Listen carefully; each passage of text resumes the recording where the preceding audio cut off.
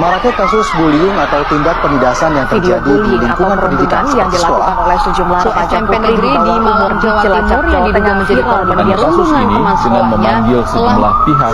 Bullying merupakan ekspresi menyimpang pada anak dalam upaya pencarian jati diri, peran pendidikan di keluarga dan sekolah sangat diperlukan sebagai penyeimbang.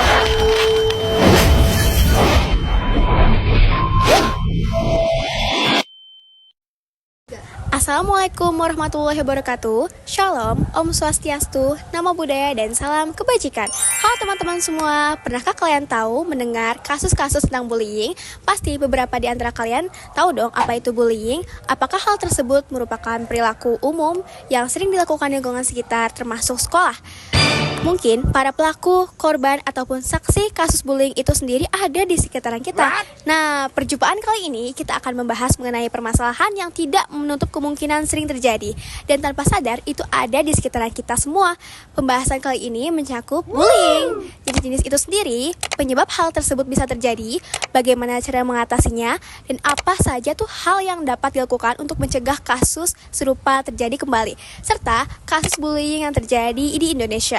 Untuk lengkapnya, simak dan tonton video ini sampai habis ya.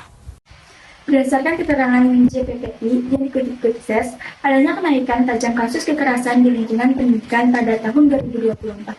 Jika pada 2023 terdapat 285 kasus, maka pada 2024 jumlahnya melonjak menjadi 573 kasus.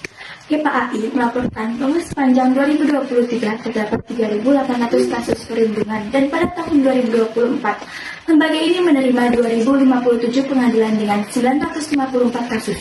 Sudah tidak dilanjuti. Bentuk bullying yang banyak terjadi adalah bullying fisik dengan persentase 55,5% menempati posisi pertama dan bullying verbal psikis dengan persentase 29,3% menempati posisi kedua.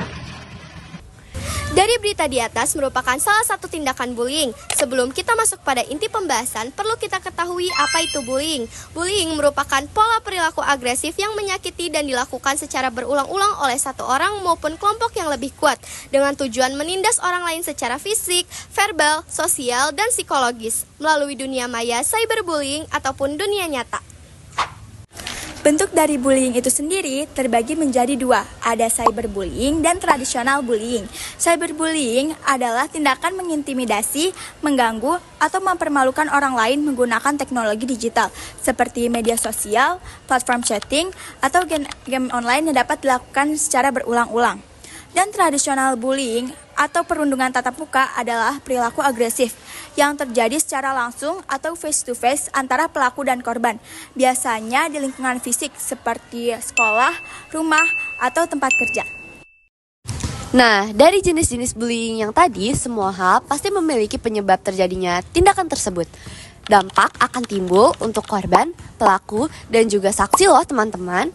Ada beberapa jenis penyebab bullying. Yang pertama, peran dan pola asuh dari keluarga. Yang kedua, tekanan sosial dan pertemanan, yaitu ingin terlihat famous dan dianggap keren. Yang ketiga, faktor individu dan perilaku, serta kurangnya empati. Dan yang keempat, trauma dan rasa dendam yang tidak terbalas. Lalu, apa sih dampak bagi ketiganya? Dampak bagi korban diantaranya adalah yang pertama, penurunan kesehatan mental, kecemasan, depresi, dan post-traumatic stress disorder atau PTSD. Dan yang kedua adalah masalah fisik, gangguan pencernaan, sakit kepala, dan penurunan daya tahan tubuh. Dan yang terakhir atau yang ketiga adalah penurunan akademik dan sosial, kehilangan minat, isolasi sosial, menghindari sekolah, dan yang terakhir penurunan prestasi. Selanjutnya, ada dampak bagi pelaku diantaranya, yaitu yang pertama, kesulitan berhubungan sosial. Yang kedua, menyebabkan kurangnya rasa empati. Yang ketiga, dapat menimbulkan karakter yang lebih agresif dan impulsif. Dan yang keempat, adanya sanksi hukum dan sosial yang diterima bagi pelaku. Lalu, dampak bagi saksi adalah yang pertama, rasa takut dan terancam menjadi korban selanjutnya. Yang kedua, timbul rasa bersalah dan tekanan sosial. Yang ketiga, berpotensi menjadi pelaku. Dan yang keempat, gangguan akan perilakunya. Untuk itu, kita perlu mengurangi jumlah kasus bullying agar tidak melonjak lebih besar lagi. Perlu Perlu adanya tindakan pencegahan dan cara mengatasi agar kejadian serupa tidak terulang atau terjadi kembali.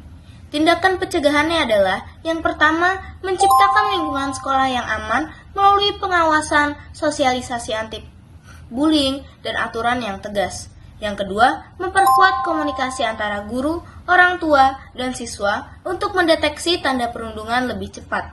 Yang ketiga, memberikan edukasi tentang empati, karakter, dan menghargai perbedaan. Yang keempat adalah mengajak siswa bijak menggunakan media sosial dan memahami dampak dari konten yang negatif. Cara mengatasinya adalah yang pertama, melaporkan kasus bullying kepada guru, konselor, atau pihak yang terpercaya. Yang kedua, memberikan pendamping psikologis bagi korban agar pulih secara emosionalnya. Yang ketiga, membina pelaku memahami kesalahan dan tidak mengulanginya kembali. Yang keempat adalah melakukan mediasi yang aman untuk menghasilkan penyelesaian yang adil bagi semua pihak. Setiap dari kita memiliki suatu pilihan untuk bergerak menuju masa depan. Pada akhirnya, perundungan ataupun bullying adalah kegagalan seorang memanusiakan seorang manusia. Ia bukanlah kenakalan biasa, melainkan tindakan serius yang dapat meninggalkan luka dan trauma yang mendalam bagi korbannya.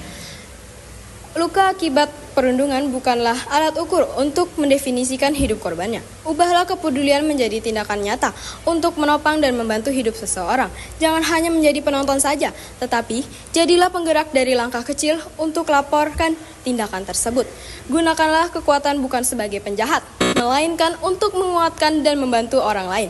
Ayo, kita hapus bullying untuk membuka lembaran baru yang lebih aman.